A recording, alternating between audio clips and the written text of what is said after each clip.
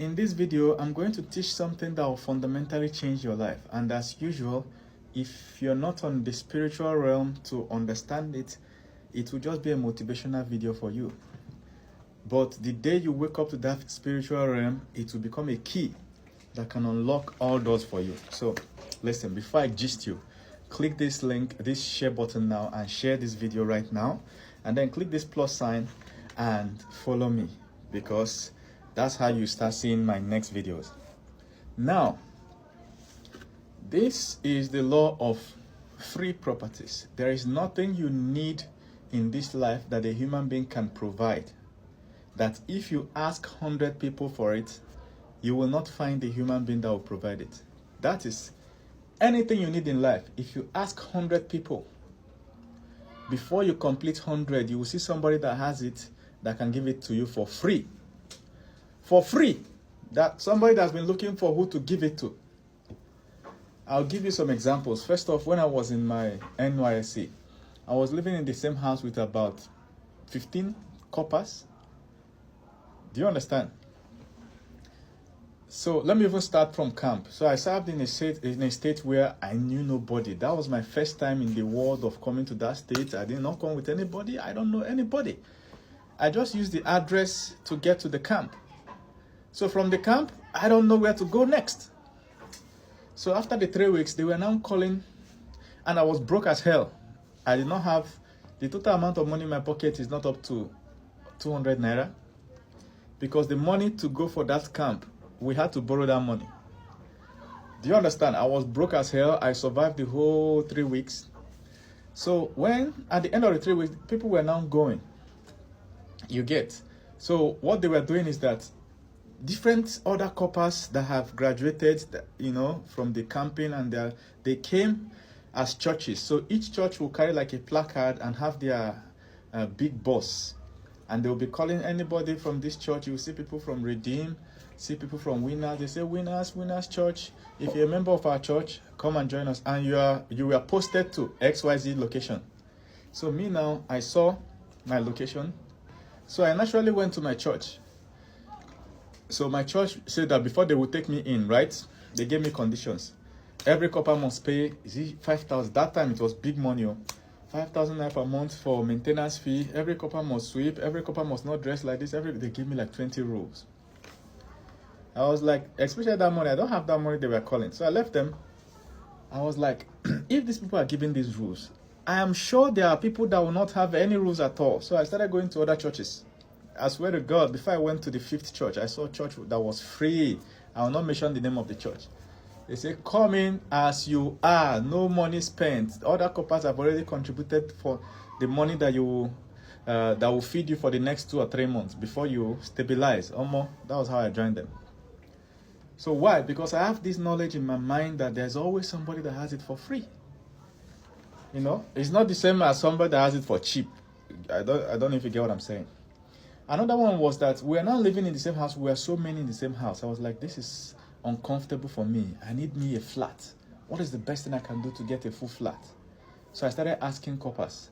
Do you know, before I asked for 2 weeks, I saw a copper called me and told me that there's a family that traveled out and they locked their whole apartment.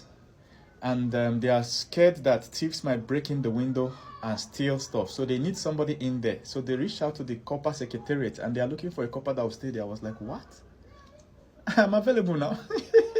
When I moved, there was a mansion. DSTV was connected.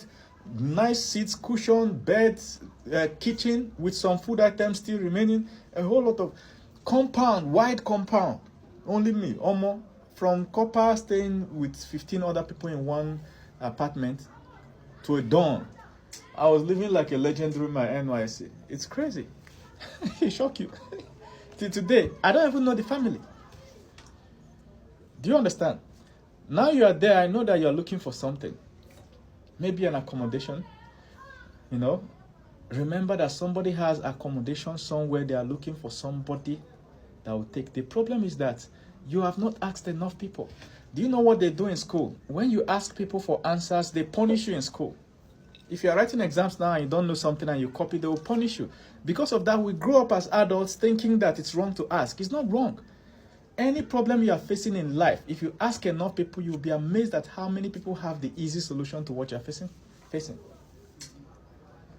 Do you know how prostitutes get rich? Do you know? There are two types of prostitutes. The ones that will just go and meet with men and collect whatever money and go home. And the one that will meet with the man and say, please, I need 50 million naira. Do you understand? The first man might say, who is this girl? She's too big-eyed. Second man, third man, before you know it, the fourth man will provide that 50 million, because that 50 million to him is small money. That's how they buy all these Range Rover cars and houses in expensive places. How do you think they do that? Because she asked. If she asks enough men, one of the men will provide it. Same thing with you. If you ask enough people, ask anybody that has ever raised funding for their business. What did they do? They asked enough people. The people that built Udemy,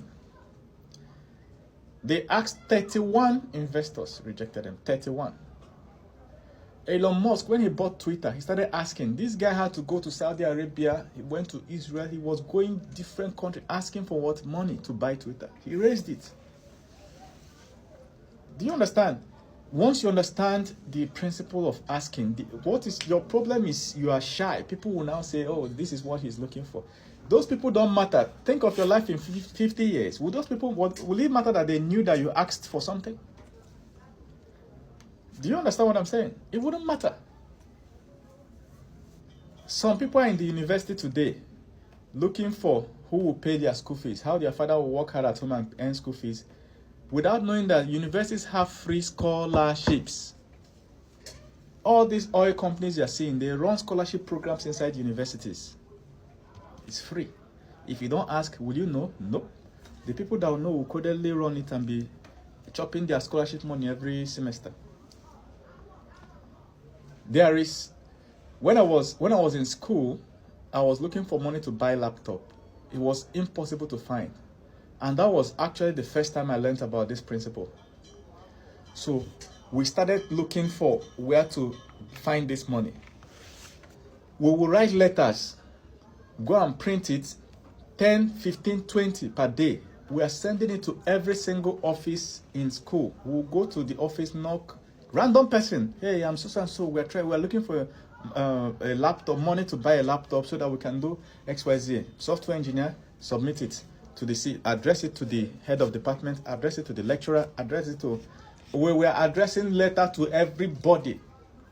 Bro, one day we walked into one of the offices and the man said, why not you apply to the Dean of Student Affairs? They have a lot of laptops packed at the admin. They have like a whole room filled with foreign laptops they don't know what to do with. Can you imagine?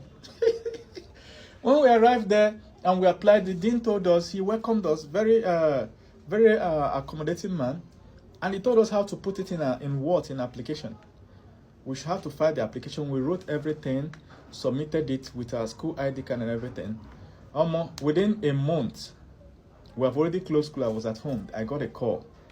I was told to report to the school that I was needed for something. When I reported, they packed 2 laptops, give me exactly the number we applied.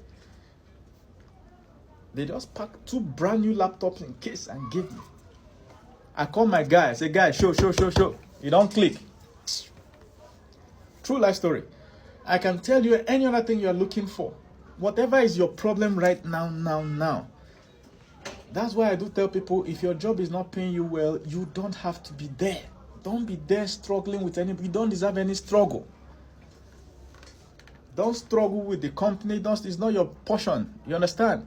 For that same skill set you have, if you ask enough questions, you will see another company that will pay you better. Take a sheet of paper now, write out what you want. There's always somebody.